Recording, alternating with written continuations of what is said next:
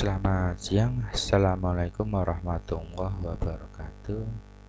Kita lanjutkan materi untuk pertemuan yang ketiga, yaitu konsep-konsep epidemiologi.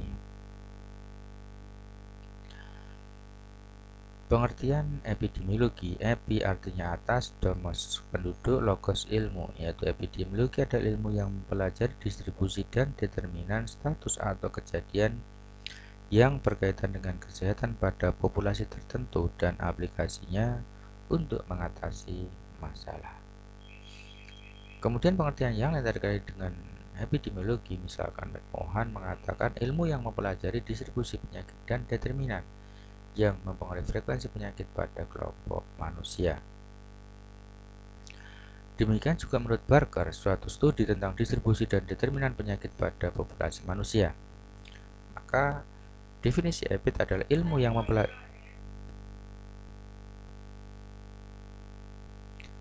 Kemudian berikutnya definisi epidemiologi, yaitu ilmu yang mempelajari frekuensi penyakit dan status kesehatan, distribusi dan determinan pada populasi manusia. Kemudian konsep epid menurut orang, tempat, dan waktu. Yang pertama adalah orang atau person adalah karakter dari individu yang mempengaruhi keterpaparan yang mereka dapatkan dan susceptibilitasnya terhadap suatu penyakit. Orang yang karakternya mudah terpapar dan peka terhadap suatu penyakit akan mudah jatuh sakit. Katakanlah seorang bayi baru lahir secara umum punya kepekaan yang tinggi dan mudah terpapar dan jatuh sakit. Karakter dari orang atau person ini bisa berupa faktor genetik, umur, jenis kelamin, pekerjaan, dan kebiasaan. Demikian juga dengan status sosial. Umur, misalkan, umur berhubungan dengan keadaan. Di samping itu, keadaan berhubungan dengan variabel yang lain seperti terlihat dalam persamaan sebagai berikut.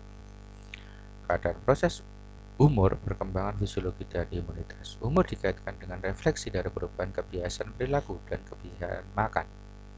Hasil perubahan dari daya tahan tubuh atau imunitas. Kemudian sebagai alat diagnostik dan fenomena kohort.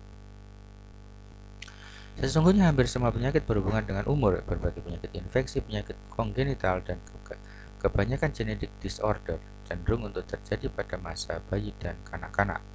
Sementara penyakit jantung, kanker, dan penyakit kronik lain terjadi pada usia tua. Sedangkan penyakit yang berhubungan dengan lingkungan, misalkan tercemar bahan kimia, keracunan, atau polusi, dapat terjadi pada umur kapan saja. Dari segi umur pula tampak adanya peningkatan kecenderungan terjadi penyakit dengan bertambahnya usia. Makin tua seseorang, makin peka terhadap penyakit dan makin banyak paparan yang dialaminya.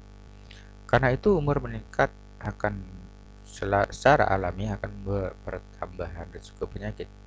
Berapa besar pertambahan itu dapat diukur dengan pendekatan epidemiologi. Namun tidak semua penyakit menunjukkan hubungan linear positif dengan kejadian penyakit. Selain bentuk linear positif, bentuk lain hubungan umur dengan kejadian penyakit dapat berubah hubungan linear negatif seperti pada penyakit yang berhubungan dengan peningkatan imunitas.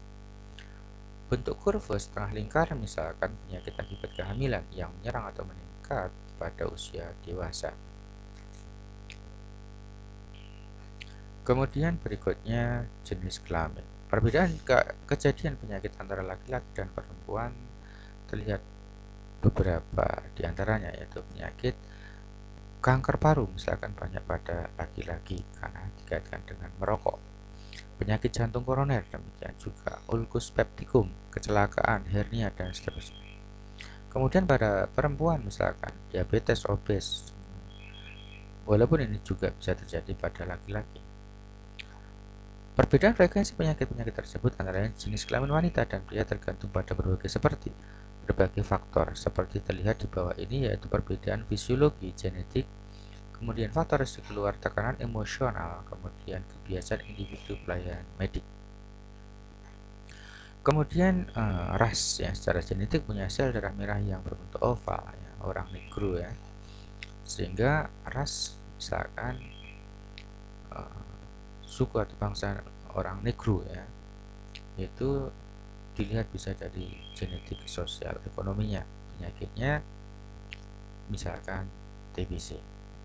Adanya perbedaan pengalaman penyakit tertentu, umpamanya malaria dan filaria.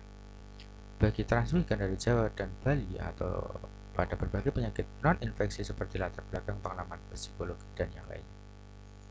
Kemudian agama, misalkan Muslim dan Yahudi misalkan terkait dengan kebiasaan makan babi. Nah, misalnya Muslim dan non-Muslim ya, misalkan terkait dengan makan babi, yaitu adanya trisiniosis ya. Kemudian Yahudi dengan adanya misalkan sunat dan tidak sunat ya, karena orang Yahudi memang tidak disunat lah, nanti kaitannya dengan sia leher rahim. Kemudian hubungan garis keturunan dan antar keluarga. Karakteristik ini sering dilupakan atau digunakan secara kurang tepat. Adanya penyakit dengan garis keluarga yang jelas seperti gondok, diabetes, asma dipengaruhi secara hidup, genetik atau juga sosial. Adanya penyakit menular yang berpusat pada rumah tangga seperti TBC, skabies dan yang lainnya. Peranan hubungan anggota keluarga dan remaja dalam keluarga dengan penyakit mental, abuse dan yang lain. Sifat kehidupan reproduksi dalam keluarga. Kemudian berikutnya jumlah kelahiran anak dan umur ibu. Bila jumlah kelahiran meningkat, begitu juga jumlah anak, maka besar kemungkinan untuk mendapatkan penyakit. Begitu pula kalau umur ibu di bawah atau lebih tinggi daripada yang sudah ditentukan ya, istilahnya menikah di usia dini atau menikah di usia yang sudah udzur ya, biasanya ada beberapa yang kurang bagus untuk kelahirannya. Kemudian status perkawinan. Janda atau mereka yang belum kawin lebih sering menderita penyakit karena faktor tekanan fisiologi atau psikologis. Namun mereka yang janda dan tak kawin itu biasanya dengan tingkat sosial ekonomi yang rendah juga merangsang kejadian penyakit.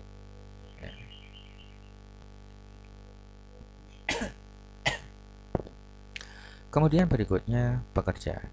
Pekerjaan lebih banyak dilihat dari kemungkinan keterpaparan khusus dan derajat keterpaparan tersebut serta besarnya risiko. Menurut sifat pekerjaan juga akan berpengaruh pada lingkungan kerja dan sifat sosial ekonomi karyawan pada pekerjaan tertentu. Kemudian status sosial ekonomi. Status sosial ekonomi erat hubungannya dengan pekerjaan, jenisnya, pendapatan keluarga, daerah tempat tinggal, kebiasaan hidup dan yang lain. Status ekonomi berhubungan erat pula dengan faktor psikologi dalam masyarakat. Kemudian, penilaian dan implikasi keterangan tentang orang. Kesalahan dalam perhitungan dapat bersifat kesalahan pelaporan, kesalahan menilai kelompok penduduk, dan yang lainnya. Kesalahan karena perbedaan demografi dan penyebaran, sifat yang berhubungan dengan karakter orang. Pengaruh lingkungan yang menyebabkan perbedaan sifat orang, perbedaan anatomi, fisiologi, dan genetik. Kemudian tempat. Keterangan tempat dapat bersifat keadaan geografi dan batas administrasi. Kemudian peranan karakteristik faktor tempat dalam EBIT, terutama peranan iklim, geologi, flora dan fauna, kemudian kepadatan penduduk, kebiasaan dan adat istiadat suatu daerah, suatu tempat, kemudian keadaan perkembangan dan sistem ekonomi setempat. Adanya perbedaan keadaan penyakit di masyarakat berdasar tempat dapat terjadi bila timbulnya karena perbedaan letak geografi, administrasi maupun keadaan urban atau perpindahan. Timbulnya karena unit ruang lingkup di mana variabel internal akan bertambah pada ruang lingkup yang lebih luas. Kemudian perbandingan secara internasional dan interkontinental. Perbandingan harus didasarkan pada nilai range atau semacamnya. Perbedaan cara diagnosa dan sistem pelaporan sangat berpengaruh, misalkan menetapkan skin test untuk tuberkulin, sistem laporan diare, dan yang lainnya. Kemudian perbandingan antara tempat dalam suatu negara. Pembagian wilayah lebih bersifat administratif, adanya perbedaan berbagai kondisi antara daerah administratif. Keadaan penyakit suatu wilayah dan keberhasilan program pada wilayah tertentu tidak dapat dijadikan sebagai tolak ukur yang menyeluruh. Makin kecil wilayah admin, maka baik dijadikan dasar analisis dengan keterangan lain yang cukup dan sistem pelaporan yang baik. Kemudian perbandingan antar rural tentang urban dan rural. Harus ada ketentuan standar tentang urban dan rural. Perbedaan mungkin timbulnya karena berbagai perbedaan sifat urban dan rural, misalkan terkait dengan kepadatan penduduk, keadaan lingkungan hidup, kemudian keadaan fasilitas kesehatan, dan kemungkinan penduduk rural berobat dan tercatat di urban. Kemudian gambaran penyakit secara lokal dan setempat, adanya peta epidemiologi dan SPOTMED. Perbedaan distribusi penyakit menurut tempat ini memberikan petunjuk pada pola perbedaan penyakit yang dapat menjadi pegangan dalam mencari faktor-faktor lain yang mungkin belum diketahui. Kemudian waktu. Waktu kejadian penyakit dapat dinyatakan dalam bentuk jam, hari, atau bahkan bulan, atau mungkin juga tahun. Informasi waktu bisa menjadi pedoman tentang kejadian yang timbul di masyarakat, misalkan banyaknya kelahiran dalam setahun, dapat menunjukkan keberadaan faktor-faktor terkait lainnya seperti banyaknya perkawinan, perceraian, banyaknya anak yang diinginkan, keadaan ekonomi, migrasi yang terjadi, pelayanan abortus yang ada, dan program keluarga berencana. Di sana ada beberapa hal yang berkaitan dengan timbulnya penyakit mengalami perubahan dari waktu ke waktu, beradanya atau adanya kegiatan faktor-faktor penyebab penyakit pada waktu tertentu, adanya perubahan komposisi dan jumlah penduduk menurut waktu. Adanya perubahan lingkungan menurut waktu, lingkungan fisik, biologi maupun sosial, adanya perubahan kriteria dan alat diagnosa, kemajuan pengobatan, teknologi kedokteran dari waktu ke waktu. Dalam hal perubahan pola penyakit dan keadaan penyakit di masyarakat harus dipertanyakan faktor apa yang menimbulkan perubahan tersebut. Apakah faktor orang sebagai penjamu, faktor penyebab dari keterpaparan, ataukah faktor lingkungan atau interaksi ketiganya? Perubahan penyakit di masyarakat menurut waktu dapat berlangsung dalam waktu yang singkat atau secara periodik maupun secara sekuler. Endemi adalah suatu keadaan di mana frekuensi penyakit atau masalah kesehatan hampir sama sepanjang tahun. Ada endemis penyakit termasuk kategori tinggi seperti sistomiasis, misalkan di lembah Sungai Nil. Kemudian epidemi, perubahan dalam waktu yang sangat singkat. Epidemi adalah suatu keadaan di mana frekuensi penyakit lebih tinggi daripada biasanya. Kalau frekuensi penyakit lebih tinggi dari keadaan endemis, maka itu disebut endemik epidemik atau epidemi endemis. Bila suatu penyakit terjadi dan menular di suatu tempat di mana sebelumnya tidak ada penyakit yang bersangkutan, maka disebut exotic epidemi. Bila epidemi berlangsung dalam waktu yang singkat, maka itu disebut point epidemi. Bila epidemi terjadi pada beberapa negara yang meluas hampir seluruh dunia, maka disebut pandemi. Seperti sekarang adanya pandemi COVID. Adanya epidemi kejadian di mana sejumlah penderita melampaui keadaan dan tempat tertentu. Kemudian konsep EPID menurut agent, host, dan environment. Faktor agent adalah sebagai faktor penyebab penyakit dapat berupa unsur hidup atau mati yang terdapat dalam jumlah yang berlebih atau kurang. Agent berupa unsur hidup terdiri dari virus, bakteri, jamur, parasit, protozoa, dan metozoa. Misalkan kalau virus adanya virus campak, adanya virus cacar, dan seterusnya. Bakteri misalkan adanya sifilis, TBC, ya, itu sebagai contoh ya. Kemudian agen berupa unsur mati, ya. Misalkan sinar radioaktif, ya, dia juga sebagai penyebab penyakit. Kimia, misalkan karbon monoksida. Fisik, misalkan dengan benturan atau tekanan. Kemudian nutrisi bisa dalam bentuk kelebihan gizi, ya. Jadi kelebihan juga kurang bagus, ya. Kekurangan juga tidak bagus, tapi yang tepat adalah yang pas sesuai dengan kebutuhan. Kemudian faktor penjamu atau host atau tuan rumah. Penjamu adalah manusia atau makhluk hidup lain yang termasuk burung dan arthropoda yang menjadi tempat terjadi proses alamiah perkembangan penyakit. Penjamu bisa saja terkena atau tidak terkena penyakit. Penjamu memberikan tempat dan penghidupan kepada suatu patogen. Unsur penjamu atau host, terutama penjamu manusia, dapat dibagi dalam dua kelompok sifat utama, yakni pertama sifat yang erat hubungannya dengan manusia sebagai makhluk biologi, dan kedua sifat manusia sebagai makhluk sosial.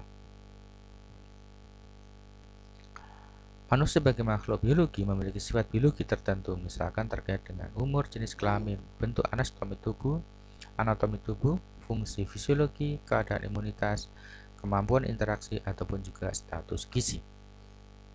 Kemudian manusia sebagai makhluk sosial, yaitu bagian kelompok etnik termasuk adat, kebiasaan, agama, dan yang lainnya, kebiasaan hidup dan kehidupan sosial sehari-hari di masyarakat. Kemudian yang termasuk dalam faktor penjamu, yaitu adanya genetik, umur, dan jenis kelamin. Kemudian keadaan fisiologi, imunitas, kemudian penyakit yang diderita sebelumnya, kemudian kaitannya dengan ras, suku ya, kemudian tingkah laku atau perilaku. Keseluruhan unsur tersebut di atas merupakan sifat karakter individu sebagai penjamu dan ikut memegang peranan dalam proses kejadian penyakit. Kemudian berikutnya faktor lingkungan. Lingkungan adalah segala sesuatu yang mengelilingi dan juga kondisi luar manusia atau hewan yang menyebabkan atau memungkinkan penularan penyakit. Sekitar tempat hidup organisme dan efek dari lingkungan terhadap organisme itu juga merupakan bagian dari lingkungan. Lingkungan dapat berupa di dalam penjamu atau di luar penjamu. Lingkungan merupakan faktor ketiga sebagai penunjang terjadinya penyakit. Disebut juga faktor ekstrinsik. Lingkungan fisik termasuk lingkungan fisik antara lain geografik dan keadaan musim. Misalkan negara yang beriklim tropis seperti negara kita punya pola penyakit yang berbeda dengan negara yang beriklim dingin atau subtropik.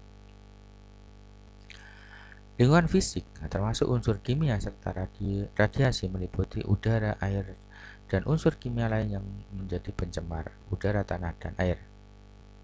Kemudian lingkungan biologi, segala flora dan fauna, ya, tanaman dan binatang yang berada di sekitar manusia, ya, itu juga meliputi berbagai mikroorganisme patogen yang ada.